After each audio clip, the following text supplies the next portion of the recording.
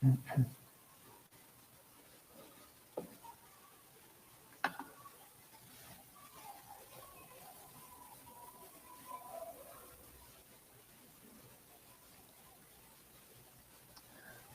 everybody. Can you all hear me well? Nice. I got some image. Okay, that's good on the comments. Hi. Good afternoon from São Paulo. Hello. Yes, that's good. That's good. Amazing. How are you all today? Good? How's the weather over there? Because here it was pretty cold in the morning in the countryside of São Paulo, but the sun is out. Beautiful Friday, so hello, everybody. I'm just checking your comments. Good to see you all. Hello. I'll just wait for a little bit more, maybe like 1 more minute, just to make sure everybody's in. And then I think we can get started. So meanwhile, where are you all from? I see some people from São Paulo.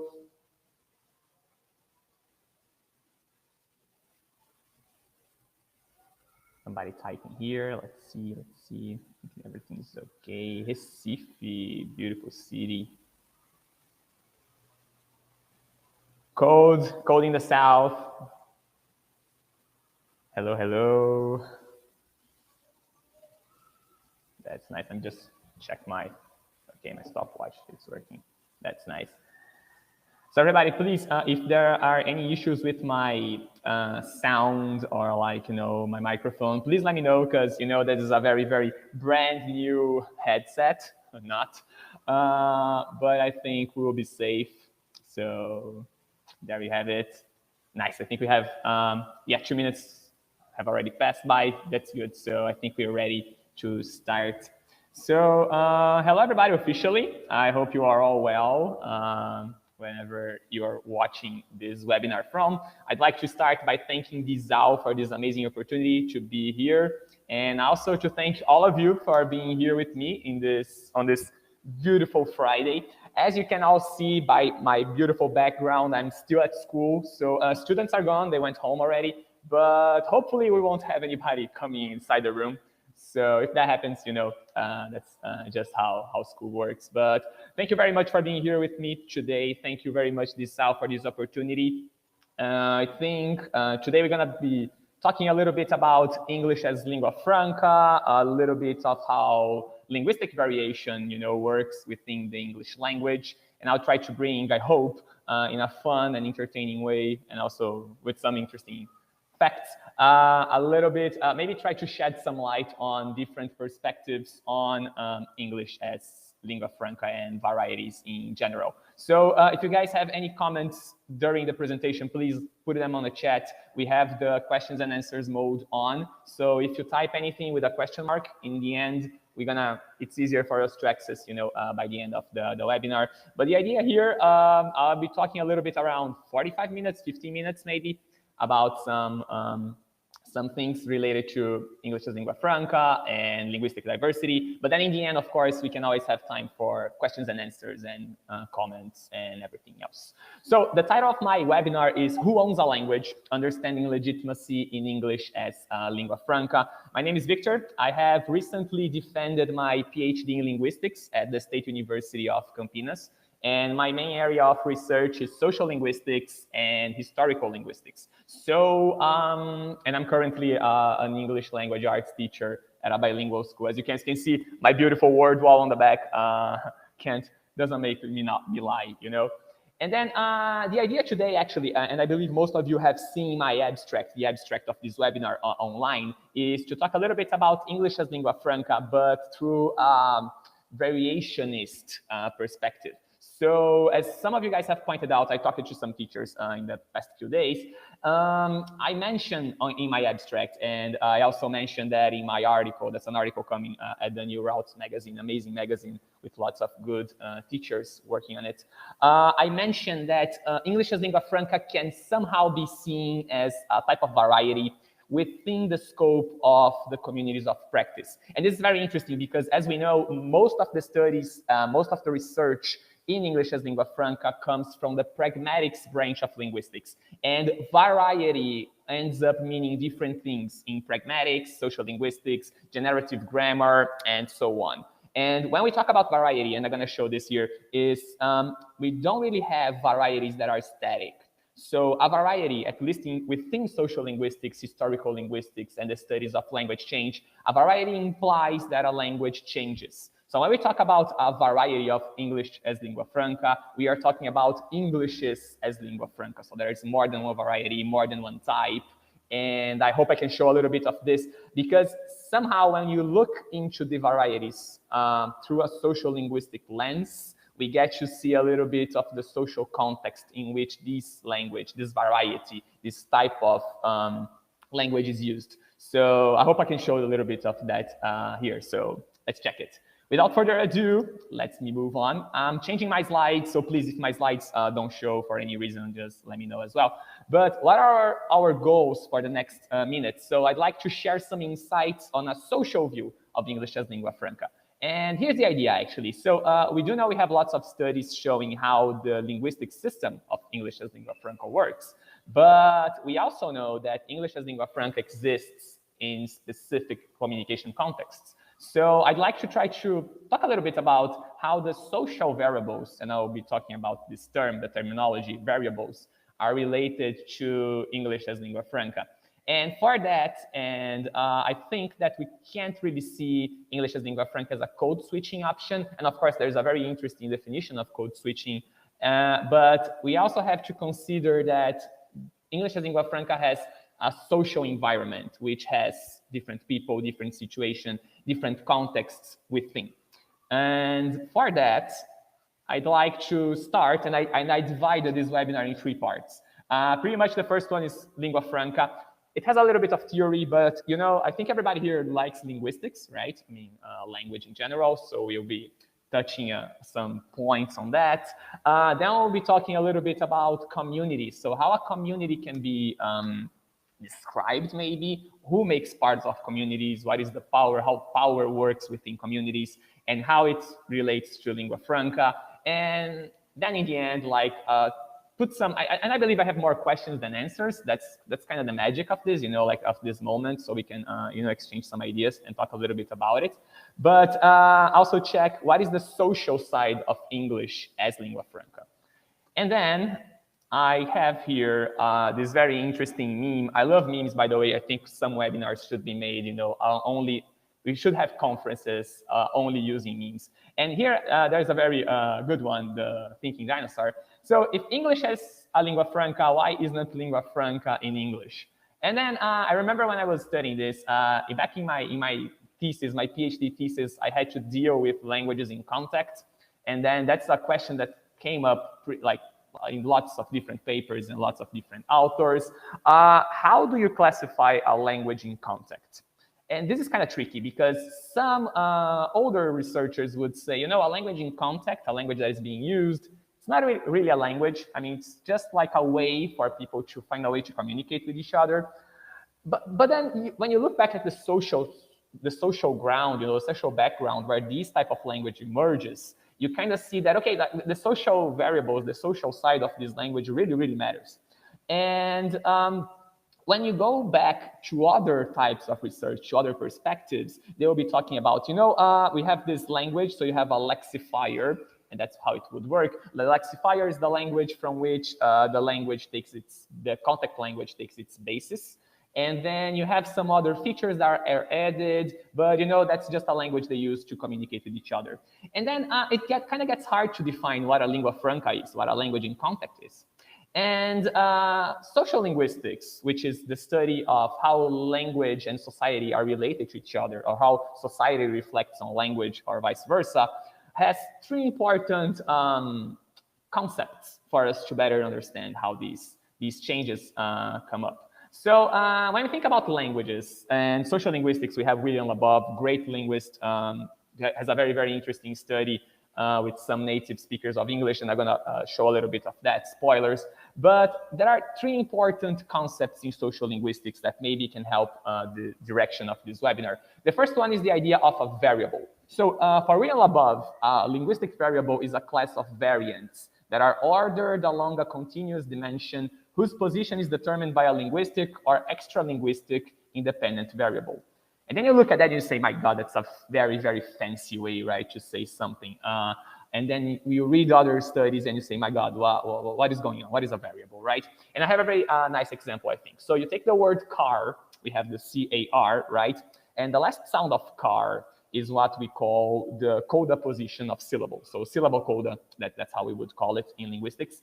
And we know that this position of this word is represented by an R, right? So you have this sound of R, car in the end. But then, depending on the variety of English you're speaking or the place you will come from, probably you won't be pronouncing it as car, you will be pronouncing it as ska, for example. So you have, you don't have this R sound, the rhotic sound in the end of the word. And that's what Fernando Tarallo, a great Brazilian linguist, will call a variant. So a variant are different ways, distinct ways of saying something in a specific context and with the same true value or value of truth. It depends on the translation. But if you take, for instance, the word car and you have the R sound, the coda syllable position, you have two different variants. You can either say ka, and then you don't have the sound, the rhotic sound, or you can say car and you have the rhotic sound. So variants are these two possibilities of sound which can only appear in a specific context. The end of this word, the end of the syllable. And then we have the concept of variety, which is very, very interesting.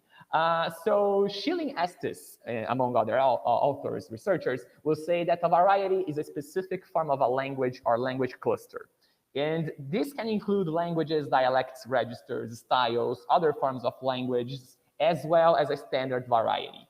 And it's a very interesting thing to see that social linguistics and people who study variation, and it doesn't matter really the language they're studying, uses variety as a term for languages or for any type of language or dialect that is being used, because somehow it avoids the use of the term language, because some people may associate language only with standardized languages. So, for instance, when we think about English as lingua franca, why we can't consider it really one single variety that doesn't have variation? Because English as lingua franca cannot have the same standards, rule standards, grammar standards, if we say, as, for instance, American English or British English. And it's always curious to see that we use variety in social linguistics because I can't really say I have one English variety in the United States, for example. It's a huge country. We have geographical varieties, but we also have social varieties. So a variety is not really something static, but it's something that can vary and can change and present different types of, whether it's phonological or syntactic or morphological, but it has variation. It has different variants for its many variables, right? And then I have a very interesting question, and you can all type on the chat, okay? A simple yes or no, I don't know, works. But I have two questions, actually. So the first one is, do you all believe that Brazilian Portuguese and European Portuguese can be considered two different languages? And you guys can simply type yes or no, a Y or an N, that works. So I have yes, that's good. Yes, yes. That's nice, lots of yes. We're gonna get some water while you all type.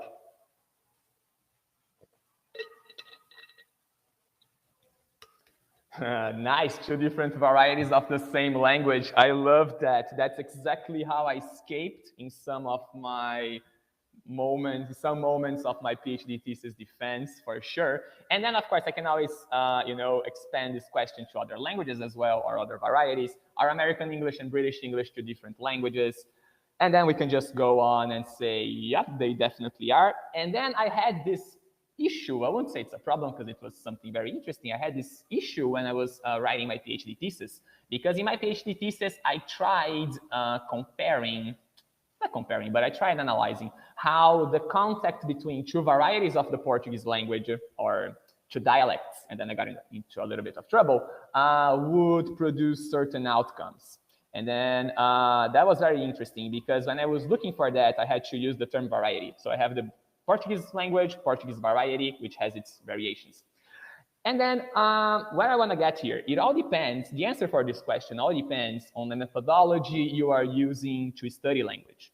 Because, for instance, for a variationist, a social linguist, are they two different languages? That may be debatable. You know, some of them may say maybe, depends on what you are analyzing, the parts of the language you're analyzing. Is it syntax? Is it pronunciation? If you go to the history of the linguistic ideas, which is another branch of linguistics, and you study like old grammarians, the people who wrote grammar books, they're gonna say that the Brazilian Portuguese is nothing but a dialect of Portuguese.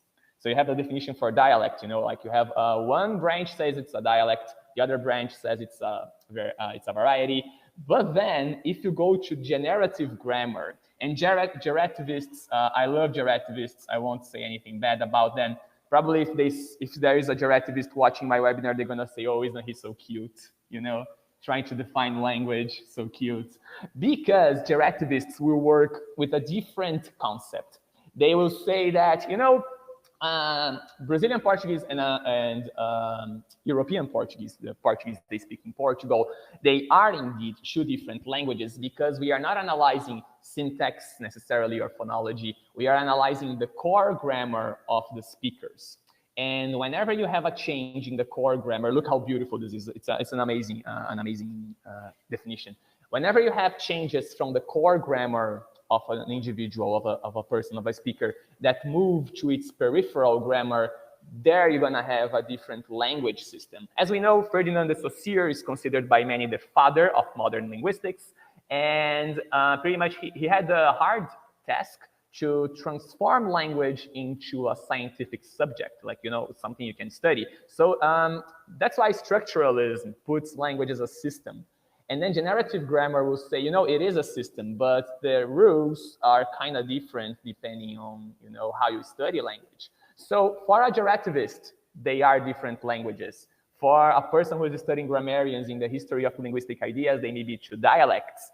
But for a person who's studying social linguistics, if you want the easy way out, and sometimes that's the best way to study it, they may be varieties. So you have three different definitions of what a language is.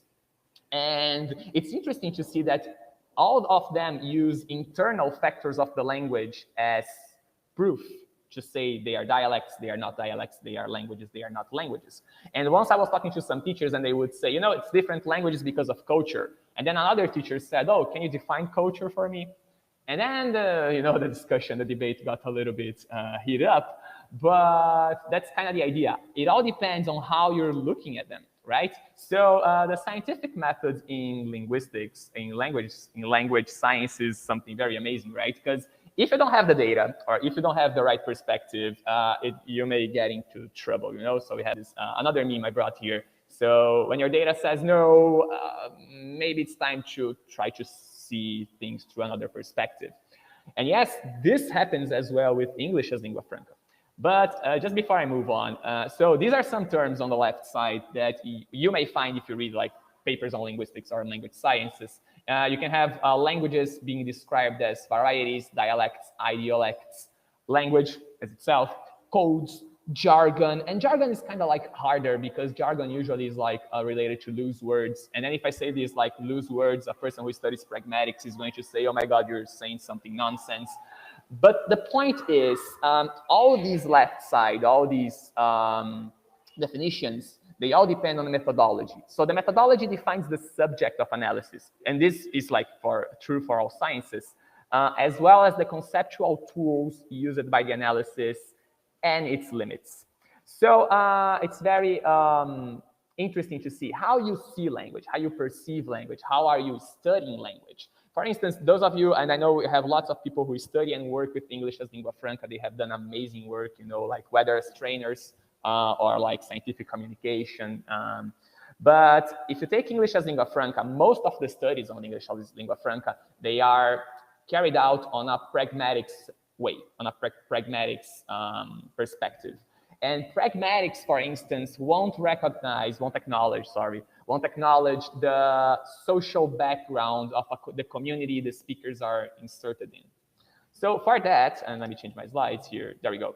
I brought some excerpts of Jenkins' amazing work, right? I think this is one of her most famous articles on English as lingua franca. I'll just go through them, okay? We're just trying to see where this is going, like from which perspective we are looking at English as lingua franca. But Jenkins says this. In other words, my interpretation on English as lingua franca does not draw distinctions in terms of linguistic legitimacy between, say, Canadian English or Japanese English in the way governments, prescriptive grammarians, and the general public tend to do. In other words, what she's saying here is, you can't take English as lingua franca and you can't compare it to other varieties of English because, it's not fair. It's not the same context. The speakers are not the same. There's a total different culture they are immersed in. So you can't compare them. It's not a variety. You can't compare this to other varieties of English because it's not a variety. And then it's kind of tricky because, okay, so if English is lingua franca is not a variety, all right, but it is a language, right? If it's a language, it's a variety. And then we kind of get like, in the terminology field, which is kind of slippery sometimes, but I'll just move on. And then ELF, English as lingua franca, is thus a question, look how beautiful, not of orientation to the norms of a particular group of English speakers, but of mutual negotiation involving efforts and adjustments from all parties. Mutual negotiation is pretty much the basis of pragmatics. So that's how pragmatics, this branch of linguistics, work. And then on the last page of her article, on a footnote number 3, and of course we all read the footnotes all the time, right? Jenkins says one of the greatest things, I think, about English as lingua franca. So, English as lingua franca is sometimes known as English as international language. However, and then she gets into the terminology thing. To avoid confusion with other uses of the word international, most researchers prefer ELF, which makes a lot of sense. This is also generally preferred to the term lingua franca English, as the latter implies the existence of one single lingua franca variety of English, which is most certainly not the case. Which she's trying to say, because English as lingua franca will vary, it has variation, depending on the community and the interaction in which it's being used. So this is amazing. That's why we can't consider English as lingua franca variety, a static variety, like, the same for everybody. And that's why we can't compare English as lingua franca to other types of Englishes. So you can't take a grammar of English and say, English as lingua franca should follow these guidelines that we can observe on native speakers. And native is kind of like, debatable as well. But that's pretty much what she's bringing here. And then what I'm trying to say here, okay, and this goes for the next slides, I think. What I'll try to bring is more a sociolinguistic view of English as lingua franca. So once or twice, maybe the word variety may appear, but please, okay, it's not a static thing. It varies, it changes, it has variation. The speakers are important, the community is important. I think that's just a way to put it, But just to close this part really quickly. So pragmatic variation, what pragmatics study, examines how language use in context varies during the negotiation of meaning in specific social cultural contexts and may reflect different cultural norms. One thing that is very interesting, and I only found 2 articles on that, but of course there must be more. I need to look better. Forms of address, the way you address other people in English as lingua franca. That's a very interesting area of research. I know some people are working with that, but definitely that's something people should look into, especially people in pragmatics, because the way you talk to your boss during a meeting is not the same way you're going to be talking to a friend, going to a happy hour, a bar after work. So pragmatic studies that. So how do you address people? Do you use sir, madam? But when you change into English as lingua franca, are you keeping those pronouns, those forms of address? Is there any change? Because that also can help understanding lots of the social cultural side of English as lingua franca. On the other hand, social linguistic variation is the study of the way language varies and changes in communities of speakers. And community is a key word here, okay? So it's the terminology here is important. So community is very important. And it concentrates in particular on the interaction of social factors. And I have a very good example I'll be showing after, but social linguistics kind of tries to see language being used in a social context with the linguistic context. So it's in this embedment, if we can say that, in this interaction, that language changes, and the prestige, for example, the prestige of certain features in language or linguistic forms has a lot to do with this. And this is, I think, the question that kind of starts the whole presentation. If a variety is not a static linguistic system, how may one type of English as lingua franca differ from others according to their communities of practice? And of course, I've been talking about communities of practice, right? But we're gonna check a little bit more what it really means. And then I just like to finish this first session with some perspectives on languages in contact. Even though English as lingua franca is not necessarily a language in contact, it's interesting to see how some of the processes that work on languages in contact, kind of like how they are related to lingua francas in general and ELF as well. So we have Muffwin, who is an amazing linguist. Mainly of his work, a good part of his work was done and is done on researching languages in contact. Some people call it Creole languages, some people call it Koinese, some people call it Pidgins.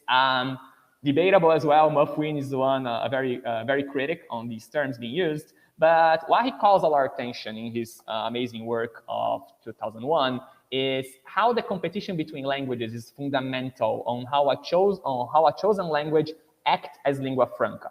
And by acting as lingua franca, it automatically displaces other languages. So I have a very good art, and please, I used all my artistic skills on paint, to try to show that. I know my students, whenever I draw something on the board, they go, you should really be teaching arts. And I said, no, I need to pay my bills, so definitely not. But Muffwin has this concept, the founder principle, that's how he called it. And pretty much he studies how languages in contact are raised to become official languages in places that were colonized in the past. So what we're gonna have? We're gonna have a group of people who live on a place, especially in case of plantations during the past. And you have these originary peoples that speak a language. And I'll call these people, I don't know, they're speaking language A. Okay, that's what they're doing here. And then, of course, they always outnumber the people who are invading or colonizing their territory, who probably speak a language B. What happens in these contact situations is that the language of the language of these small groups is pretty much forced upon the originary peoples. You have, like lots of more people, this group outnumbers the others, but the language is forced. And of course, they won't be speaking the same variety. So that's why we have the different fonts here. Language B, being spoken by these people who use it, who already lived there. And then, of course, these people are going to have children who are going to be using this language as their main language, their official language, at least outside of their houses. There are lots of studies that show, that talk about heritage language, the language you have that you use when you're in your house, the language you use when you are at school, the language you use when you are at work. And for those of you who love linguistics, we call this the domain of use. And if I'm not mistaken, the person who came up with the researcher who came up with this name is Fisher. And domain of use is pretty much which language is being used with whom at which time. So, okay, so you are, at a meeting with your boss, which language do you use? Or which variety of the language you use? Because do you need to be more formal? Can you be more informal? So that's the language, pretty much. And then we have this process of basilectalization, and I think I pronounced it right, but it's when the variation emerges within a variety of a language. So all of this to say that languages in contact, they are created, they appear because of a reason, I don't know, maybe commercial reasons, business reasons. And then this language that is being used as lingua franca may become the mother tongue of people who are born in a specific place. So this is very curious because some people would say, oh, that's a contact language, that's a mixed language. There's this process, and that's the name in literature. You have irregular linguistic transmission process, and you have a broken language, and that broken language becomes a person's official language, mother tongue. And lots of researchers criticize that. There are no broken languages. There are no inferior languages. And I mean, so lingua francas, depending on the prestige they have, they may be considered inferior. And that's why maybe, looking at the social side of English as lingua franca puts it on the same level as standardized English varieties. I don't know, North American English, for instance, is not like better than English as lingua franca. They are on the same level. They should be studied on the same way, the social perspectives included. And I'll go really quick here for the sake of time, of course, but some perspectives on lingua francas, of course, when you have this connection, and I can send these slides to any of you who would like them, if they are any interesting, I don't know. But we have pretty much two processes that work whenever you have a language in contact, or languages in contact. You have the reduction of some linguistic features, and you have the simplification of others. And it's a very interesting debate because some researchers argue that Brazilian Portuguese was, at first, a sort of lingua franca, like a language in contact, and that our language had undergone these processes of reduction and simplification. And some of them will say, the verb tenses in Portuguese, the conjugations, they are simplified, and that's this type of process you're going to find in languages in context. So it's very, very interesting. And we did have the whole state of São Paulo, like 2 centuries ago, we had Língua Geral, which was a lingua franca between the indigenous peoples and the colonizers that came here.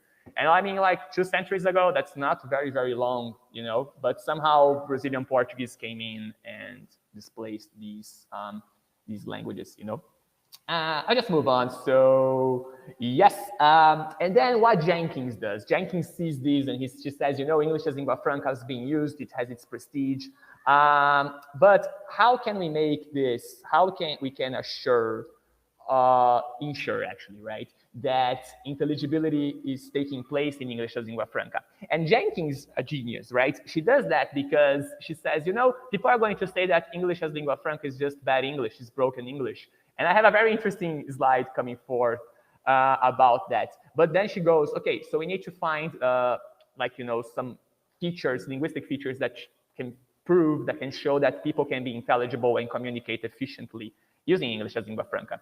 And as we know, as Derving and Murrow put, intelligibility is the degree of match between a speaker's intended message and the listener's comprehension. And it's very curious to see that because we always think that to be intelligible, us as speakers, we need to pronounce words, and here I'm talking about pronunciation, but pronounce words perfectly. And actually, that's part of it. We need to pay attention to some features, but the listeners also have a role to play. And that's what Lindemann, Smith, and Nelson will put out. Sometimes what the speaker, the interlocutors are receiving, the interlocutor is listening, it can be a little different. They have a role to play as well to ensure intelligibility is taking place. And then I know we all know that. I'll just go really quick here on this slide. But if you take a look at some current guidelines, criteria of some proficiency exams, if you go to the pronunciation or speaking session we have in these handbooks, we're going to see that they all mention intelligibility. So if you go to the CAE, right, Cambridge Assessment English, Cambridge Advanced English Certificate, they're going to say, you need to be intelligible. And that's all. They're very, they kind of put it in a summarized way. The speaker needs to be intelligible. The candidate needs to be intelligible. Others will say on TOEFL IBT, the speech is clear. And IELTS will go and say on the last, here on the last right column, the last option here, the last topic, L1 accent has minimal effect on intelligibility. So intelligibility is there. People are getting to be heard. They're being understood. But we know that it's kind of hard, right, to get rid of an accent. And this is the thing, actually. I don't really think people should get rid of their accents. I'm very proud of my Brazilian Portuguese accent. And it's nice because then you start putting, Paulista Brazilian accent. But anyway. And we have another meme, right? So do you ever mix up languages? No, not really. They pretty much stay in their own lanes. And that's me when I started learning Spanish. And then I tried a little bit of French. I mean, I survived. But yeah, languages get mixed. So it's natural, when you're producing something, when you're speaking something, your mother tongue is going to show up. And don't be afraid, And as I was mentioning, Jenkins came up with this, okay, so we have to study intelligibility within English as lingua franca. And that's where we get to the lingua franca core. And this art, of course, is just to show a little bit. I know this is a very much more complex idea than it shows here. But pretty much Jenkins says, we need to pay attention to 4 features, not only 4, but these 4 are important. So how are the consonant sounds realized? That's the linguistic term we use. When you have a vowel with them, how are the consonant clusters being realized? How are they being pronounced, uttered? Vowel length, and as Brazilians, as a person who speaks Portuguese, I know that's where we suffer, right? Feet, fit, those differences, they are kind of hard to get, but that has a lot of meaning when you're speaking English, so that's an important intelligibility feature, whether as lingua franca or not. And how you have the nuclear stress, word stress, sentence stress, when you have word grouping. And of course, we can always check. That's a very interesting example, and this is something I was working with my students, my grade 7 students, back in June, I think, back in May, is how sometimes certain features, certain accent features, and I'll use accent here, but I mean, there must be a better way to describe it, but how certain accent features may, get in the way of intelligibility. So we have the word work. And we all know that when we started learning English, probably we would pronounce this word as worky, right? We have this beautiful I that appears in the end in the syllable coda position of the word. So worky, and then some people would say, and I heard some teachers saying that, but we have to respect everybody's accent. So that's how we speak in Portuguese. That's, my mother tongue in English. So worky is acceptable. And then, okay, you have to be proud of your accent. That's true. But at the same time, when you add this vowel in the end of work, worky, what you're having is that you had a word that only had 1 syllable and you're breaking that, or you're actually putting an extra one, right? So now you have 2 syllables. If you have 2 syllables, you are also, messing up with stress, word stress. And word stress, even though some people don't acknowledge that, is part of English grammar, right? So I don't know, I present the webinar and I received a present after the webinar. You have present, present, written the same way. Word stress is what's going to change their grammar, right? So their word class. So it is important somehow. And Jenkins knows that, and that's what she quotes there. She says, certain consonant sounds, they need to be clear, not all of them, as we're going to check a little bit further ahead, but that's part of intelligibility, and this needs to appear in English as lingua franca. And this is not when she says that, she's not saying, I'm getting a feature from standardized English, from American English, and comparing it. No, that's all about linguistic system. That's totally a different thing. No comparisons here, And then that's the screenshots I got from an article, a paper I saw online, and I have my notes here, so I won't say anything wrong about him. But this is an article that appeared on the Brussels Times, and please check the date. That's the tricky thing here is the date. Thursday, May 18th, 2023. It's super recent. I mean, it's not last year, it's not 10 years ago, it's this year, okay? So we have Franz Timmermans, that's his name, yes, Franz Timmermans, this beautiful gentleman appearing here on the picture, and he says, you have to embrace bad English as the European lingua franca. And Franz Timmermans was vice president of the European Commission, and it's pretty much the association / organization that represents Europe, whenever we have those global gatherings between world leaders and stuff. And he's Dutch, and according to some reports from the British Council, apparently Netherlands has the best rating. I'm not really sure how to put it, but it's like they have a very, very good proficiency level in English. And Timmermans is saying, that's it. The new lingua franca in Europe is bad English. So it's not a language like with structure, with norms, that needs to be studied. It's just bad English. And you see, that's kind of tricky because that's pretty recent. And Timmermans has when he talks, people listen because of his position of power, right? Who he is. And that's pretty much what we understand.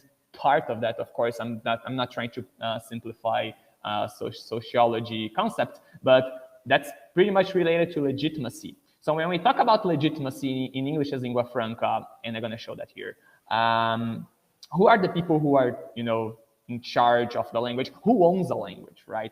I mean, I'm gonna get there, you know, but I don't want to spoil. But I'm gonna go to the fun part, communities, right? So when we talk about communities, as I mentioned before, remember that we are talking about communities through the social linguistics lens, all right? So many of the terms here, and many of the terms that appear in the article I wrote, Two New Routes, they are related to social linguistics, okay? So sometimes it may sound strange, it may sound weird if you are a researcher or if you read a lot about English as lingua franca in a specific, you know, area like pragmatics, but it's there. I mean, I think this presentation kind of complements the text.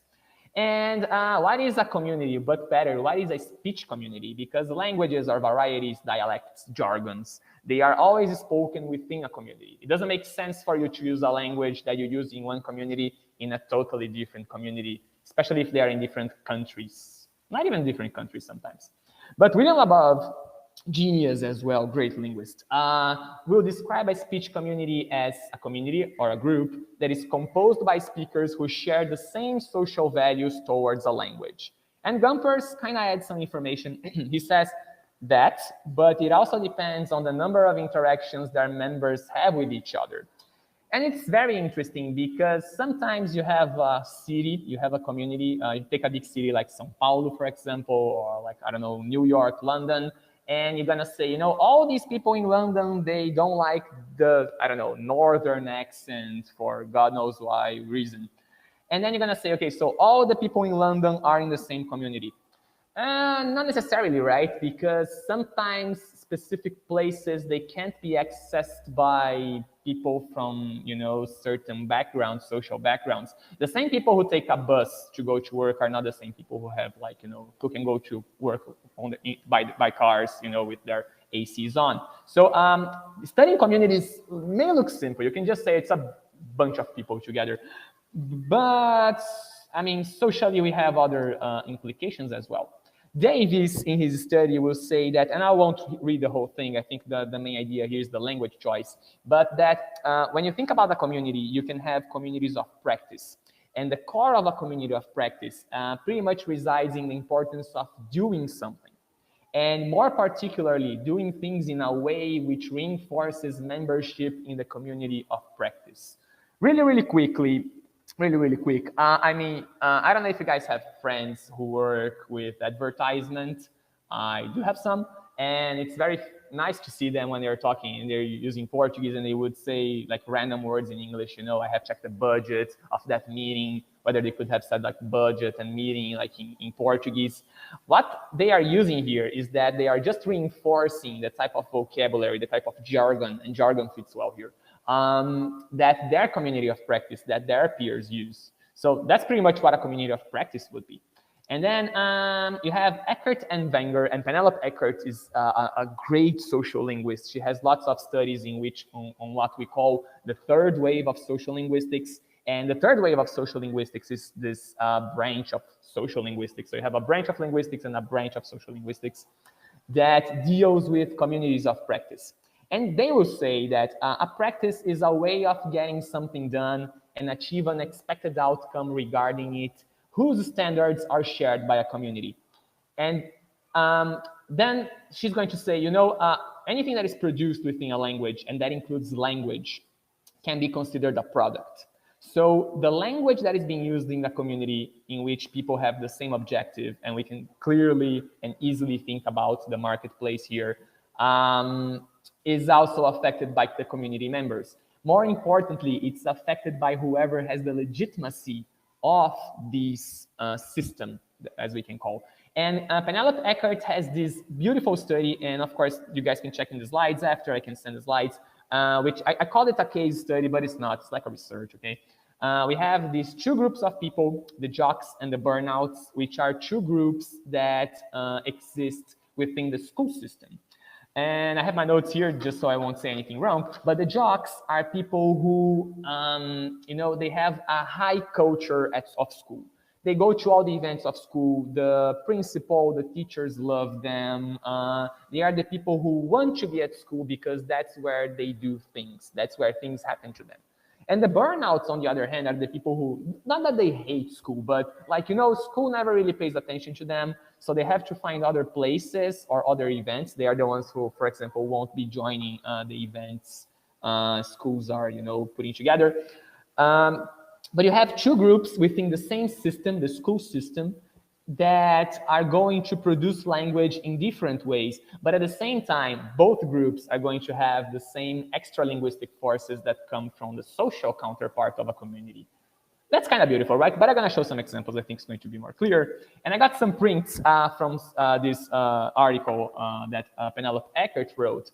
But pretty much it's just to see who has the power within a community, who has the legitimate access to the resources of a community, right? So the jocks would be in charge of legitimate resources in school. They pretty much control the whole space in school, whereas the burnouts would have to socialize in the stairwells, the breezeways, the loading docks. So it's like we always have those students, they love to be by the playground, talking to others, but we also have those students who prefer to stay in the halls during break, And that tells a lot about the groups you have within a very same system. The jocks socialize at school functions, the burnouts hang in places outside the school. So this is just to show how the space, is consumed by them. And then, of course, the community of practice is not restricted to only a place. If we take a look at this part here, Eckert says, the burnouts are the people who prefer to socialize in the urban areas outside of school, while the jocks are the people who prefer to go to school because, school treats them so well already. So why should they go anywhere else? They can socialize there. And all these places, the way they consume the spaces, kind of reflect on language. And I have this graph here, and there are other better graphs actually, showing a little bit of what Penelope Eckert did. Social linguistic interviews are something very interesting. I had to carry some of them out for my master's dissertation. So you pretty much have a tape recorder, you go to the community you want to study, you turn the tape recorder on, you find a person and you say, hey, tell me a little bit about your life.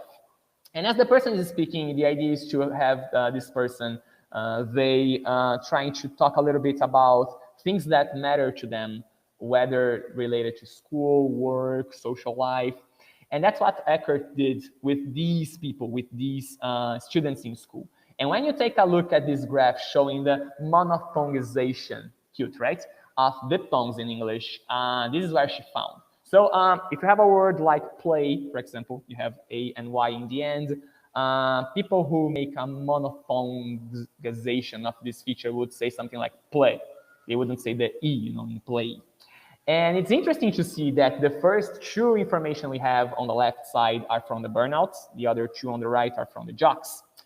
But we can see that if you are a girl within the school system, you're pretty much gonna, monophthongize these sounds fewer times than the boys.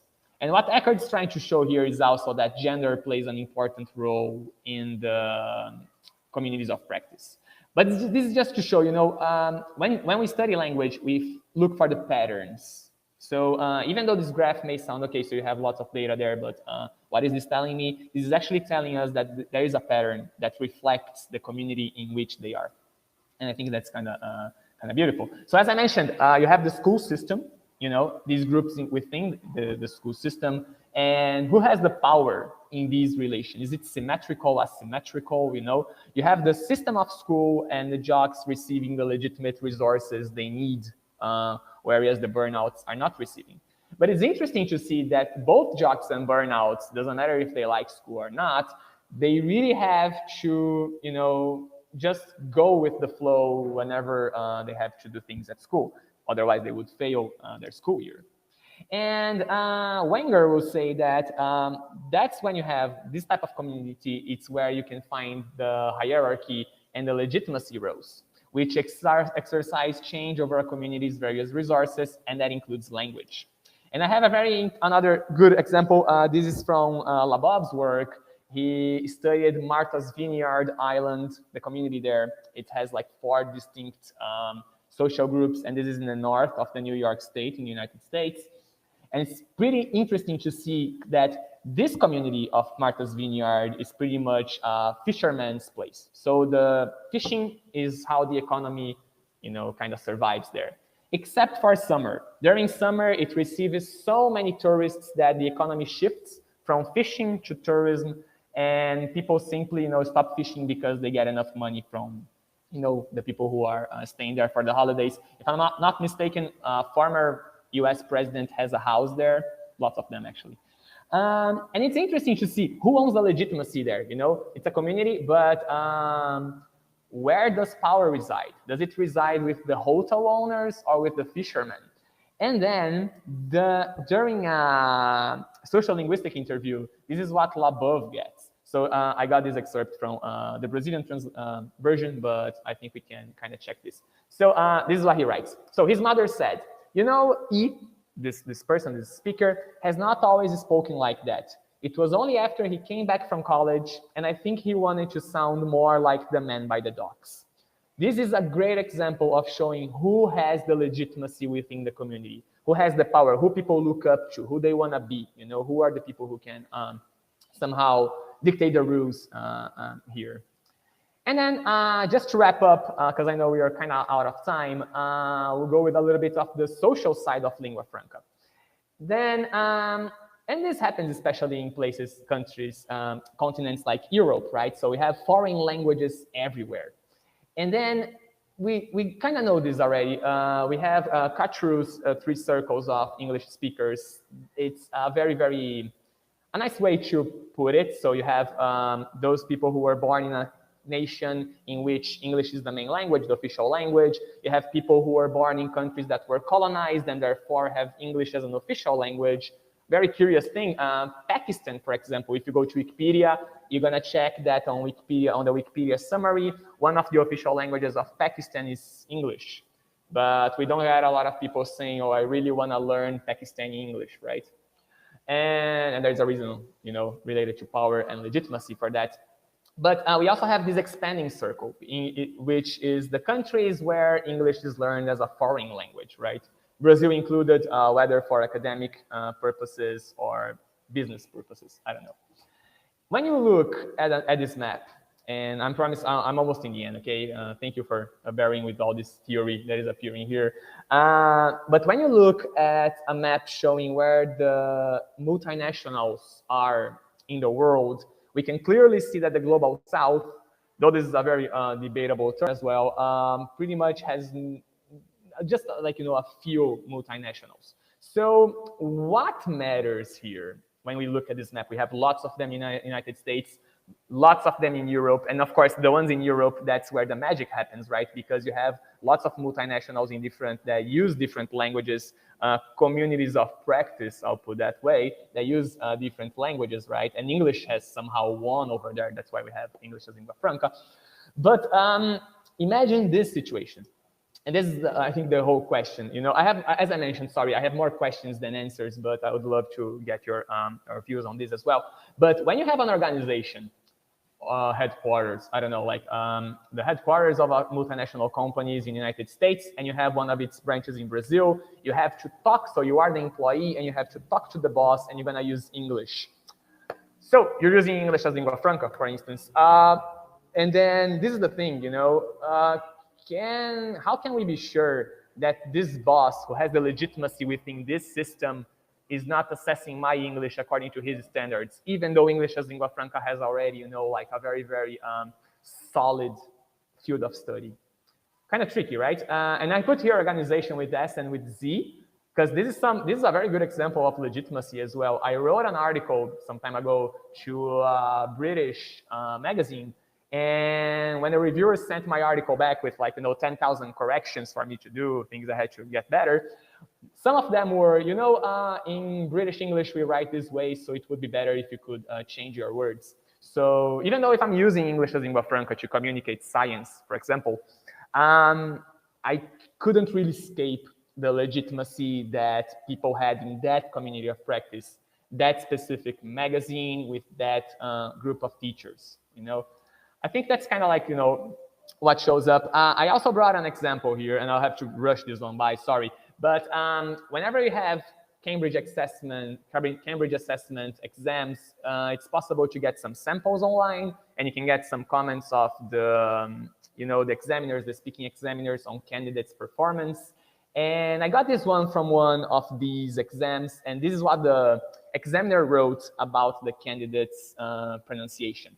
His pronunciation is generally intelligible, though there are occasional errors. And again, you see, it's all about terminology, all about words. Errors with some sounds, for instance, think pronounced with F, something like think. But here again, can it be an error if you have people who are native English speakers and they are born in a country and that's their variety, you know, they speak like that, they are speaking English. So how can it be an error? How can you make a mistake inside your native language? It's kind of tricky. So there is legitimacy even in assessing formal assessments of language, which is very, very curious. And I'll just skip this one, but I would just like to share this study here of Rujala, great researcher.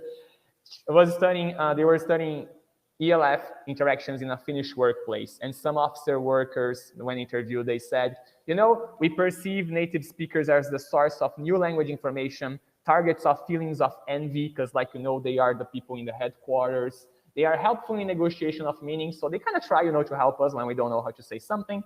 But they also dominate the conversation, and they are the only ones who really know English. That's the view of people who are using English as lingua franca in a Finnish workplace with people in a multinational headquarters. And some of these interviewees, most of them would say they identify themselves as speakers of Finnish English instead of ELF speakers. And that's something for me that comes, and this is me speaking, okay, now I'm not using the literature, but it comes from the legitimacy that exists within these communities of practice. And with that, as I mentioned, I'm gonna just to conclude here, I have lots of questions, few answers, if any, but how can we use prestige and stigma within a community of practice? What are the relations of powers within this community of practice? And I think that is necessary for us to research, talk about, read, and think about ELF, both linguistically, just like Jenkins did, and socially, but also according to each community of practice. So that's why in my article and in my abstract, it appeared like I wrote something like you have this English as lingua franca as a variety of communities of practice. It's not static, it has variation. There are many types of English as lingua francas, but how can we study them through a social lens? I think that's kind of it. Sorry if I rushed in the end. Thank you very much for staying with me. I do have some references. I can send these slides to you all if you want. I have my email here, so if you all want to catch up with any ideas, I don't know if you, I'd love to learn from all of you. So thank you very much. And if you have any comments or questions, I think we have like some minutes left. So thank you.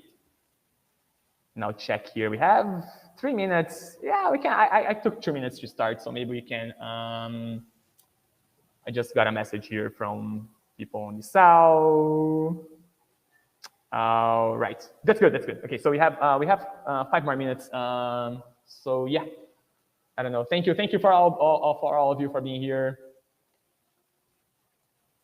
And sorry, I mean, like, you know, now that I just have finished my PhD, I kind of, I don't know, I'm trying to research into things because I have always been teaching English. So I don't know, that's just a view, but there are many other perspectives as well.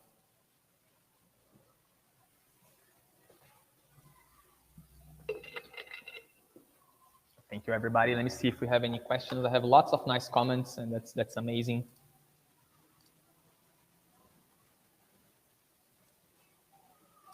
All right, let me click here.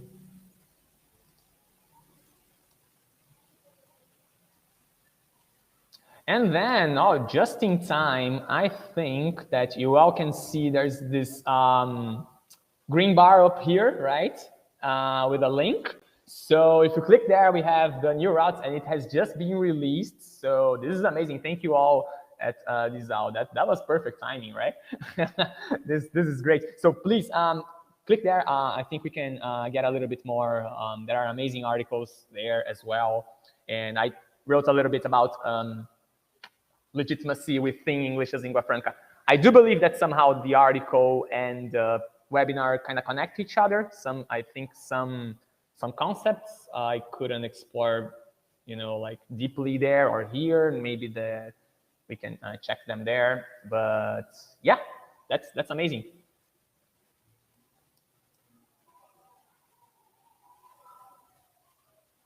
Oh, there, and there we have the link here as well. That's good.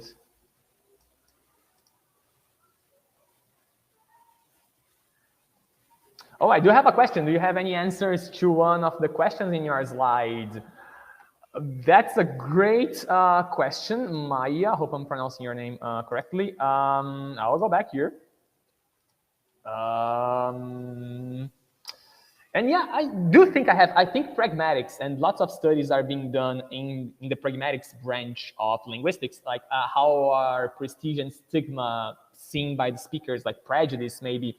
I do believe that Hujala's study, for instance, like when she interviewed the people that worked in this Finnish workplace, I think that's a way to kind of identify the prestige some people may have and the stigma some people may have.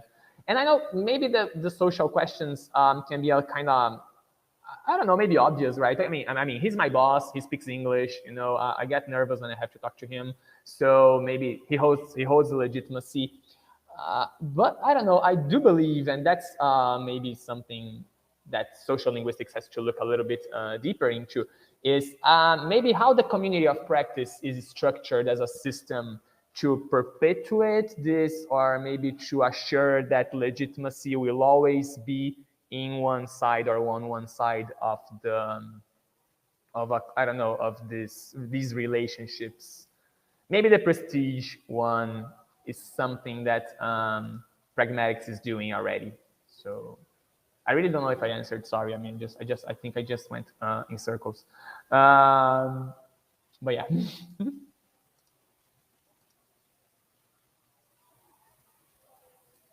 Definitely the same would happen if we used French. Awesome. For sure, for sure. Totally agree. Couldn't agree more. That's amazing. I think we, oh, sorry. I think we have a couple of minutes left. So if you didn't check the link for the New Routes edition, it's up there on the green bar. So don't miss it. That can be the reading of the weekend, you know, like if you have nothing to read on the weekend, there you go, problem solved. Right, some people typing.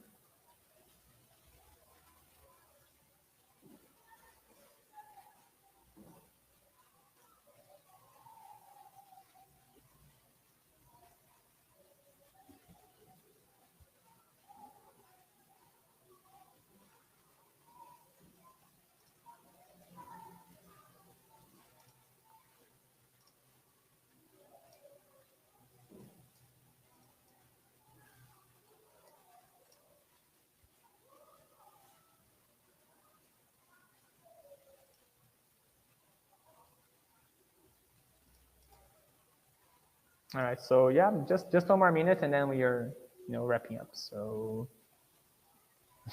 France believes Belgium speaks something else. Yeah, it's super curious to see, you know, how the varieties work. Some people sometimes forget that a variety has, you know, a variation within it, and it's crazy. It's totally crazy. All right, so it's 5:03, and I think we can wrap it up, right? Call it a day, right? So everybody, thank you very much again. Oh, there's a comment here. The funny part, Americans wouldn't do the same exam. For sure, yeah, definitely. Proficiency exams, like native speakers, being native is not a, you know, like, I don't know, like it's not just the same as saying, okay, you can simply ace it and have a C2 level. Definitely not. That's amazing. That's amazing. All right, so everybody, thank you very much. I'm gonna close the webinar. So thank you for your comments. Thank you for being here with me today. I hope this was some nice food for thought. I'd love to hear more if you guys have any comments. My email is here. If you want the slides or anything else, please just send it to me. And I hope to see you all in the next event soon. Bye-bye.